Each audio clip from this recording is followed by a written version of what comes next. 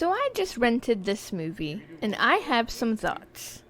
Some are weird, some are informative, some are just my opinion. There's a lot to say, and then there's not much to say. Not sure which route to take, but nonetheless, we are taking one truly delicious ride that may fail, but you know what? We will fail with soul.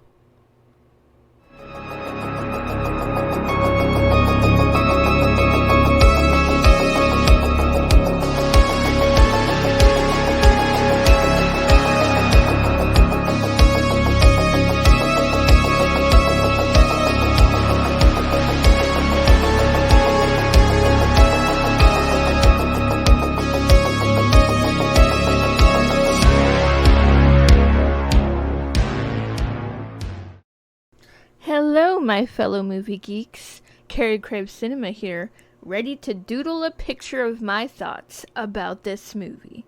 Well, this movie reminds me a lot of Napoleon Dynamite, in the sense that it doesn't exactly go anywhere.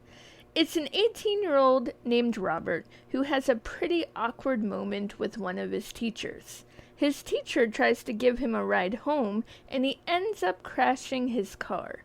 Robert loses his favorite teacher.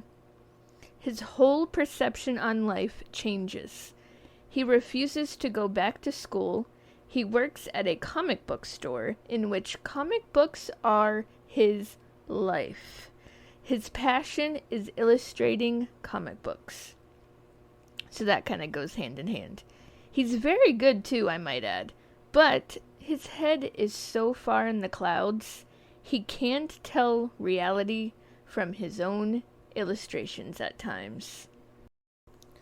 He tries to live on his own, driving an old beat-up car that his boss gives him that barely even runs. He gets into trouble along the way, but the funny thing is, the lawyer who represents him ends up giving him a job, and there is where he meets Wallace.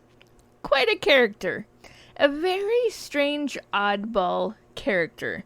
To us as an audience, it is red flag central, but as soon as Robert finds out that Wallace has something to do with comic books, his perception is once again distorted. He also has an odd friend named Miles.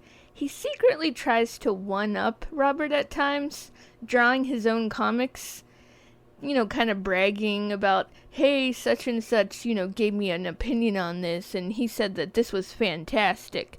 But yet, the whole back and forth between Miles and Robert, it's a little toxic from an outsider's point of view. I don't think he even likes Miles half the time. I think Miles just sticks around because he kind of, in a weird way, admires Robert, even though Robert doesn't really give him the time of day. It's only when he chooses to. When Robert learns of Wallace's involvement with comics, he goes wild with excitement. He has to be around Wallace, not caring about how troubled Wallace actually is. Robert tries and tries to learn from Wallace, but a series of dark events occur, leaving Robert beat up literally and left on the side of the road. His parents and his friend Miles, they're kind of also affected by Wallace's actions, and that's to say the least, trust me.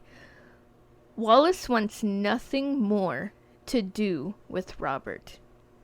So Robert he lays there on the ground on the side of the road.